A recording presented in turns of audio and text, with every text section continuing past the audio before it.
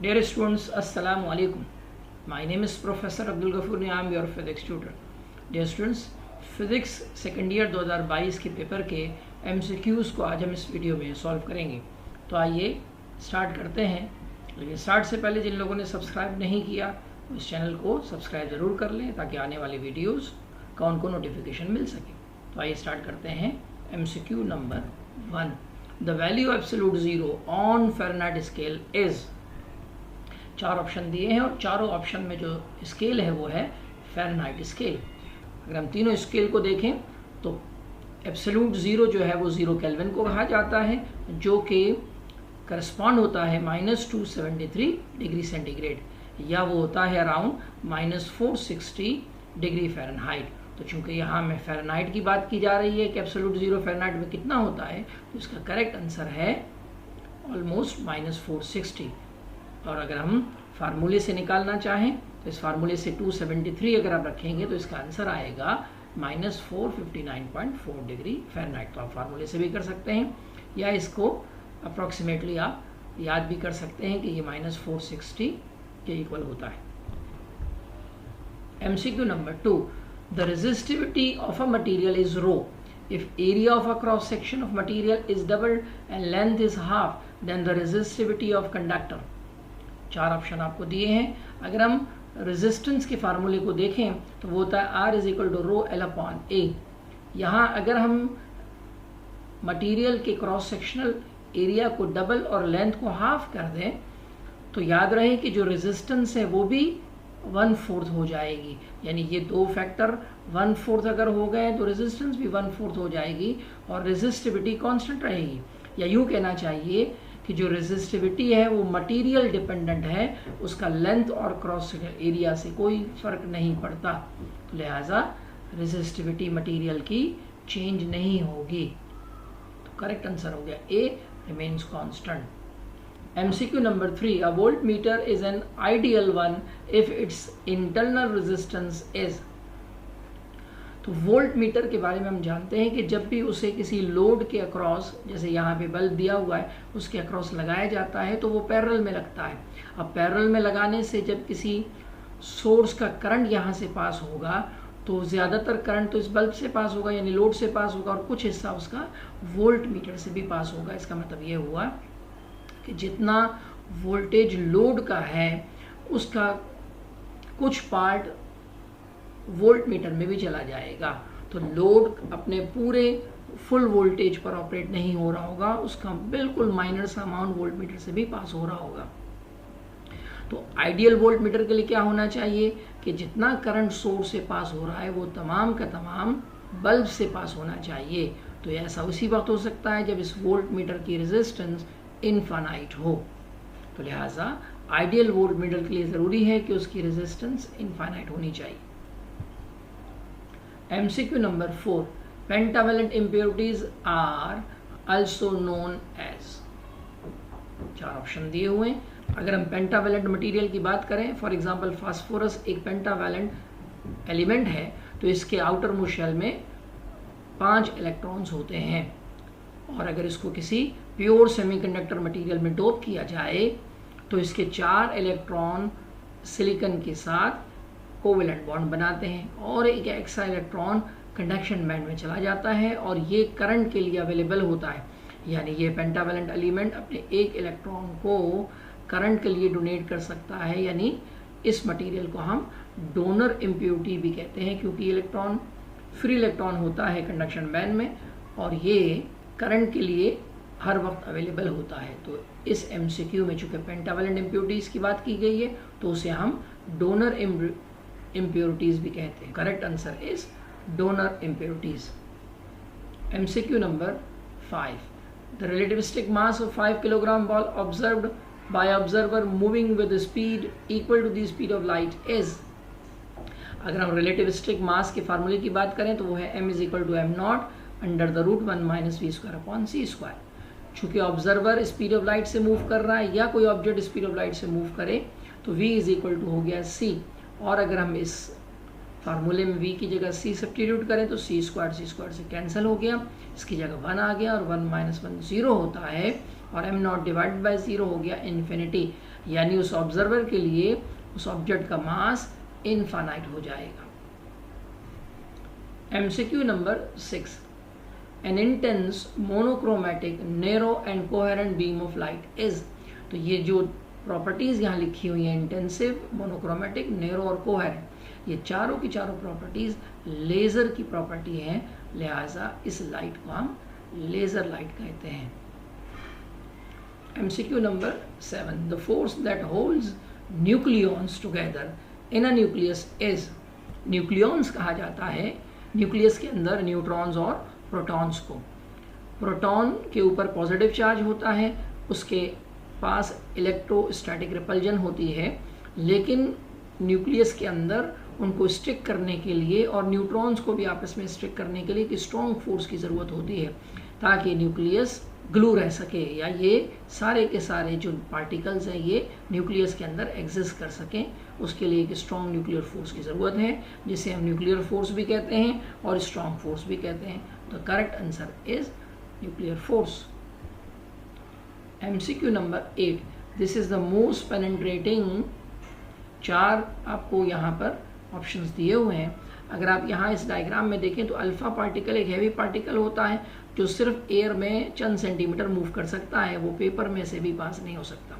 Beta particle की speed ज़्यादा होती है, लिहाजा वो पेपर में से पास हो जाता है, लेकिन मेटालिक फॉइल में से पास नहीं हो सकता। लेकिन गैमा जो रेज होती हैं वो मेटालिक फॉइल्स में से भी पास हो जाती हैं, लेकिन हैवी लेड में से नहीं होती। इस डायग्राम से पता चल रहा है कि सबसे ज़्यादा पेनिट्रेटिंग पावर गैमा रेज की होती है। MCQ number 9, 4 bulbs of 10 watt, 20 watt, 30 watt and 40 watt are connected in series. The bulb that will shine the most is। अब यहाँ इस MCQ में ये जो 4 बल्ब दिए हैं, यहाँ इनकी वोल्टेज रेटिंग का जिक्र नहीं किया गया। जब भी कोई मैन्युफैक्चर कंपनी बल्ब को मैन्युफैक्चर करती है तो वो उसकी पावर के साथ साथ उसकी वोल्टेज रेटिंग भी देती है, जो इस MCQ में गिवन नहीं है। तो हम अज्यूम कर लेते हैं कि चारों बल्ब एक ही वोल्टेज रेटिंग के हैं। तो अगर ये एक ही वोल्टेज रेटिंग के हैं तो इस फार्मूले के मुताबिक अगर वोल्टेज चारों बल्ब का सेम है तो इसका मतलब है कि मैन्युफैक्चर कंपनी ने सबसे ज़्यादा रेजिस्टेंस किसकी रखी होगी, जिसकी पावर सबसे कम होगी। इसका मतलब ये है कि जो 10 वाट का बल्ब है इसमें जो रेजिस्टेंस है वो सबसे ज़्यादा है, जिसकी वजह से इसकी पावर सबसे कम है कंपैरेटिवली बाकी बल्ब के। तो लिहाजा ओहम लॉ के मुताबिक अगर रेजिस्टेंस ज़्यादा होगी तो उस बल्ब के अक्रॉस वोल्टेज भी ज़्यादा होगा। अब चूँकि ये सीरीज़ में लगे हुए हैं तो इनका करंट तो सेम होगा, लेकिन वोल्टेज ड्रॉप सबसे ज़्यादा 10 वाट के बल्ब के अक्रॉस होगा क्योंकि इसकी रेजिस्टेंस ज़्यादा है। और जब वोल्टेज इसके अक्रॉस ज़्यादा होगा कंपैरेटिवली बाकी बल्ब के, तो फिर ये शाइन भी सबसे ज़्यादा करेगा। द करेक्ट आंसर इज़ 10 वाट। हमने याद रहे कि इस MCQ में अज्यूम कर लिया है कि ये चारों बल्ब एक ही वोल्टेज रेटिंग के हैं। MCQ number 10, photo electric effect proves this nature of light. याद रहे कि 2 बड़े फिनोमिनन हैं जो लाइट को पार्टिकल नेचर प्रूव करते हैं, और वो हैं फोटो इलेक्ट्रिक इफेक्ट और कॉम्पटन इफेक्ट। तो यहाँ चूंकि फोटो इलेक्ट्रिक की बात हो रही है तो वो पार्टिकल नेचर को प्रूव करता है, तो correct answer is particle. MCQ number 11, if the number of electrons in excited state exceed then the number of electrons in the ground state, then this will occur। 4 option आपको given है। Normally जितने भी atoms होते हैं उनके energy level की कुछ इस तरह की कंडीशंस होती है कि वहाँ एनर्जी डिस्ट्रीब्यूशन में सबसे ज़्यादा ग्राउंड स्टेट में एटम्स होते हैं और एक्साइटेड स्टेट में कंपैरेटिवली उससे कम एटम्स होते हैं। लेकिन अगर इस प्रोसेस को रिवर्स कर दिया जाए कि ग्राउंड स्टेट में एटम कम हो जाए और एक्साइटेड में ज़्यादा हो जाए, तो इस फिनोमिनन को हम कहते हैं पॉपुलेशन इनवर्स।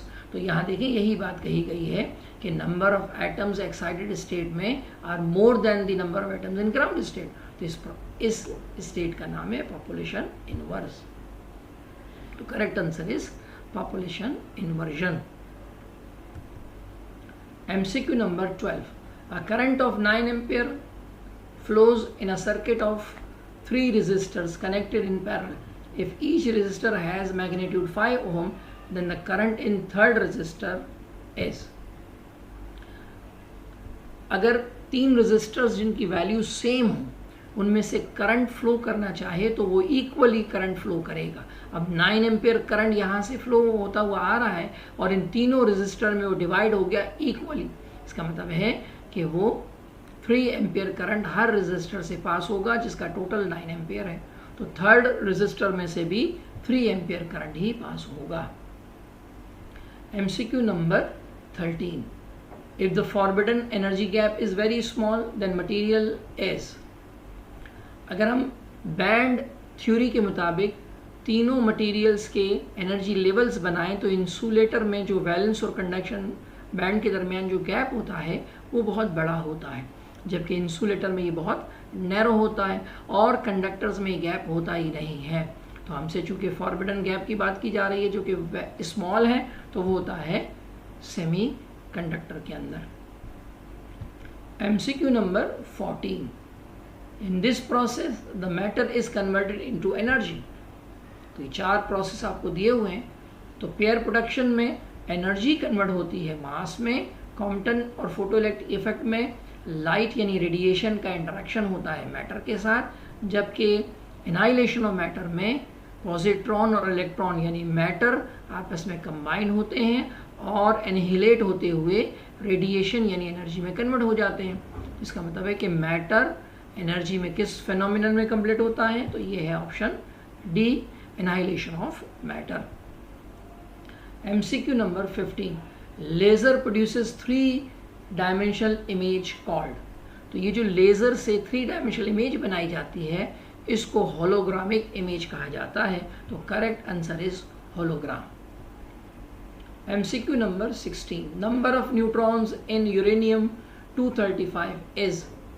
तो याद रहे कि ये जो यूरेनियम 235 है इसमें 235 इसका मास नंबर है और 92 इसका चार्ज नंबर है। अगर हमें नंबर ऑफ न्यूट्रॉन्स फाइंड करने हैं तो उसका formula n is equal to a minus z। a की वैल्यू 235 है और z की वैल्यू 92 है, दोनों को माइनस किया तो ये आ गया 143 neutrons. MCQ number 17, transformer step up और स्टेप डाउन। तो ट्रांसफार्मर म्यूचुअल इंडक्शन पर काम करता है, इसका बेसिक प्रिंसिपल म्यूचुअल इंडक्शन है और म्यूचुअल इंडक्शन में मैग्नेटिक फ्लक्स के चेंज की वजह से EMF इंड्यूस होती है। जब मैग्नेटिक फ्लक्स एक कॉइल में चेंज होता है तो उसका इफेक्ट दूसरी कॉइल में आता है जिससे उसमें इंड्यूस EMF प्रोड्यूस होती है। यानी ट्रांसफार्मर उसी वक्त वोल्टेज को कम या ज़्यादा कर सकता है जब मैग्नेटिक फ्लक्स चेंज हो रहा हो और वो उसी वजह से होता है जब करंट चेंज हो रहा होगा। यानी ये सिर्फ और सिर्फ AC अल्टरनेटिंग करंट की सूरत में ही पॉसिबल है। तो ट्रांसफार्मर सिर्फ AC पर काम करेगा। MCQ number 18, the section of transistor that supplies charge carriers electrons और होल्स इज कॉल्ड।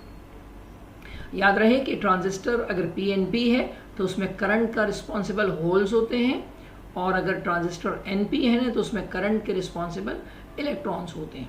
लेकिन दोनों सूरतों में करंट का फ्लो जो है वो एमीटर से होता है। तो वो पार्ट या सेक्शन ट्रांजिस्टर का जो करंट को सप्लाई करता है आइदर होल्स की फॉर्म में या इलेक्ट्रॉन्स की फॉर्म में, वो एमीटर सेक्शन है। तो correct answer is ammeter. MCQ number 19, in pair production the electron and positron moves in opposite direction to conserve।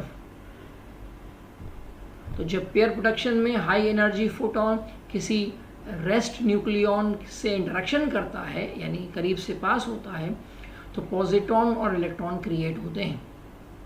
अब एनर्जी और मोमेंटम दोनों इस फिनोमिनन में कंजर्व होने चाहिए।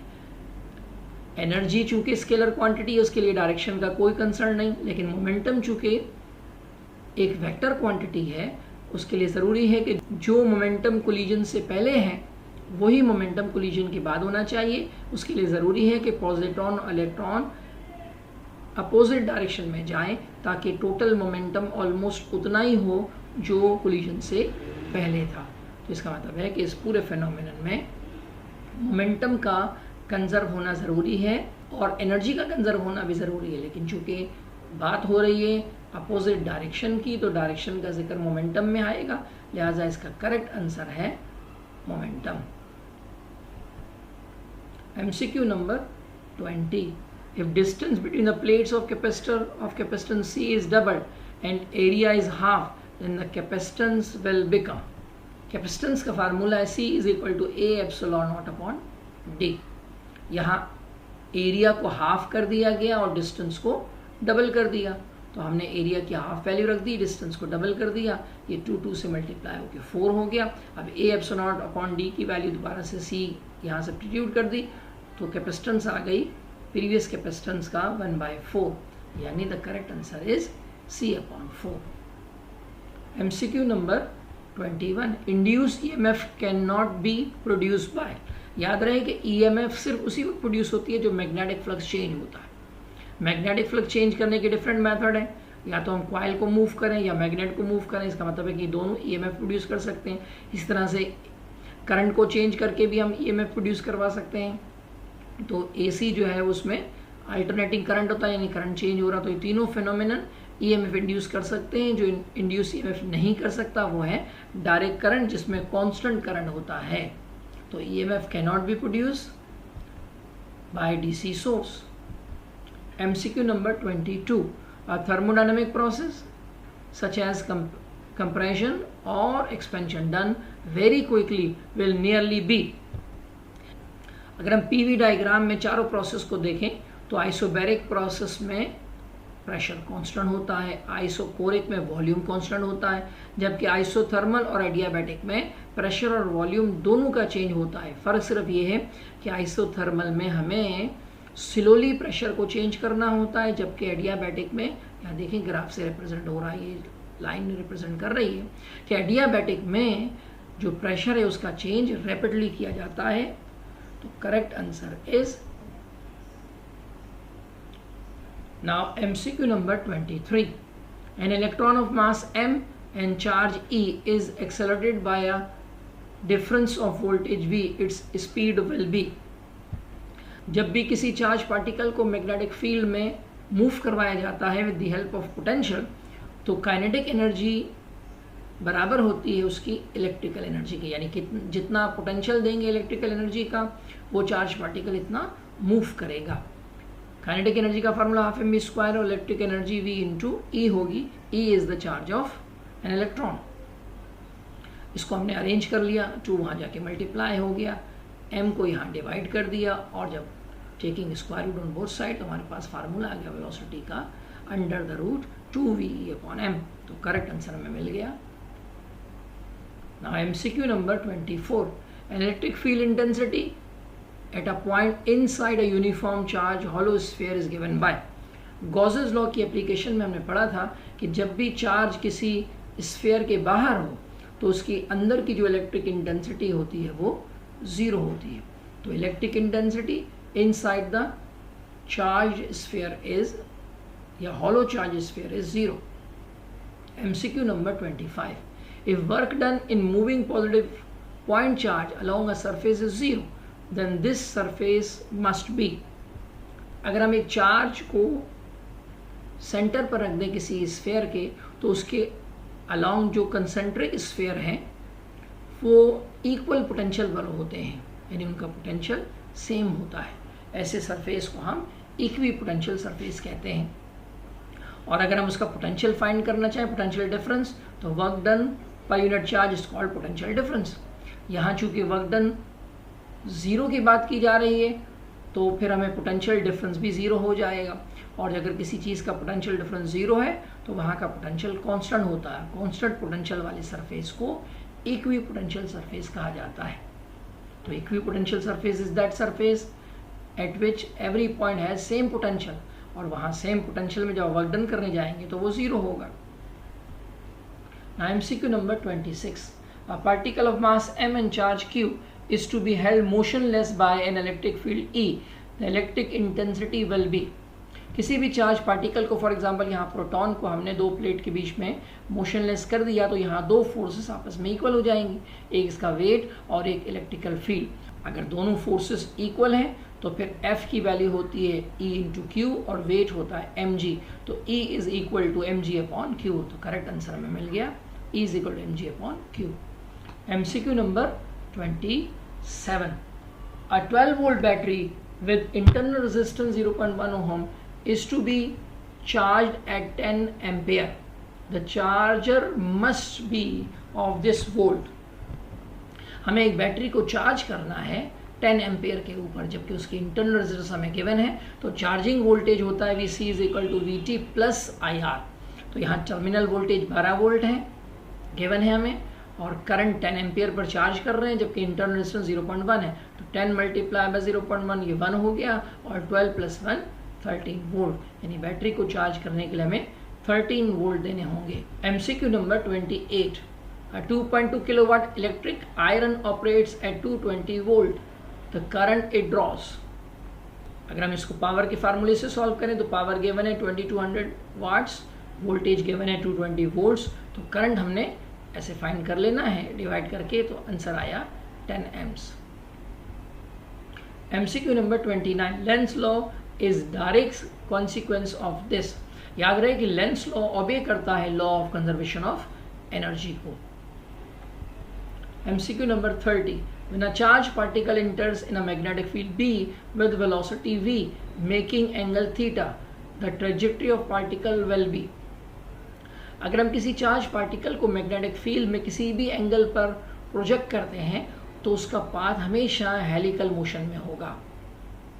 लेकिन अगर यही पार्टिकल परपेंडिकुलरली मैग्नेटिक फील्ड में एंटर हो, जैसे यहाँ पर जो है वो magnetic field out of the paper है और चार्ज बिल्कुल उसके परपेंडिकुलर जा रहा है, तो फिर उसका पाथ सर्कुलर होगा। लेकिन अगर इस फार्मूले के मुताबिक एक चार्ज पार्टिकल मैग्नेटिक फील्ड की डायरेक्शन में हो तो साइन थीटा 0 हो जाएगा, उस पर कोई फोर्स एक्सर्ट नहीं करेगी और पार्टिकल स्ट्रेट लाइन में चला जाएगा। तो चूंकि यहाँ एंगल को मेंशन नहीं किया गया, तो इसीलिए हम इसका आंसर हेलिकल मोशन यानी हेलिक्स मानेंगे। लेकिन अगर ये थीटा की वैल्यू 90 होगी तो सर्कुलर मोशन भी इसका आंसर सही है, और एंगल यहाँ थीटा 0 होगा तो फिर स्ट्रेट लाइन भी सही है। तो ये वो MCQ है जिसके 3 ऑप्शंस करेक्ट हैं, चूंकि यहाँ MCQ में एंगल मेंशन नहीं है। और अगर हम एंगल को 0 और 90 के अलावा कंसीडर कर लें तो फिर इसका सही आंसर हेलिक्स ही होगा।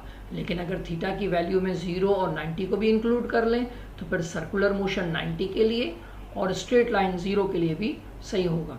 तो मेरे ख्याल में इस MCQ में तमाम स्टूडेंट जिन्होंने तीनों ऑप्शन सिवाय इलेप्टिकल के लिखा होगा उनके आंसर को सही माना जाएगा, क्योंकि यहाँ MCQ में एंगल को मेंशन नहीं किया गया।